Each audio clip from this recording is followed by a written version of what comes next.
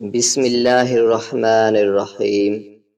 مرد بھی کیا عجیب شے ہے، بیوی میں طوائف جیسی ادائیں اور طوائف میں بیوی جیسی وفاداری تلاش کرتا ہے۔ ہم عورت اسی کو سمجھتے ہیں جو ہمارے گھر کی ہو، باقی ہمارے لیے کوئی عورت نہیں ہوتی، بس گوشت کی دکان ہوتی ہے، اور ہم اس دکان کے باہر کھڑے کتوں کی طرح ہوتے ہیں جن کی ہوس زدہ نظر ہمیشہ گوشت پر ٹکی رہتی ہے۔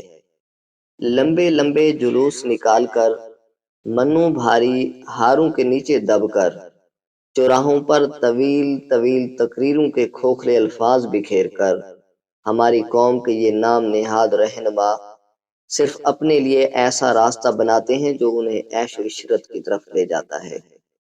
بابا جی نے سگریٹ سلگاتے ہوئے کہا، دکھ تو اس بات کا ہے کہ زندگی کتوں والی ملی اور حساب انسانوں والا دینا ہوگا۔ رنڈی کا کوٹھا اور پیر کا مزار، یہی دو جگہیں ہیں جہاں میرے دل کو سکون ملتا ہے۔ ان دونوں جگہوں پر فرش سے لے کر چھت تک دھوکہ ہی دھوکہ ہے۔ جو آدمی خود کو دھوکہ دینا چاہے، اس کے لیے ان سے اچھا مقام اور کیا ہو سکتا ہے۔ رنڈی کے کوٹھے پر ماں باپ اپنی اولاد سے پیشہ کراتے ہیں، اور مقبروں میں انسان اپنے خدا سے۔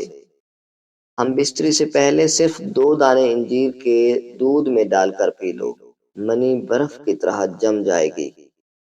اگر ہم یہ کہنے کی بجائے کہ دیواروں کے بھی کان ہوتے ہیں، یہ کہنا شروع کر دیں کہ فرشتوں کے ہاتھ میں بھی قلم ہے، تو ہمیں لوگوں سے زیادہ اللہ کی فکر ہو جائے گی۔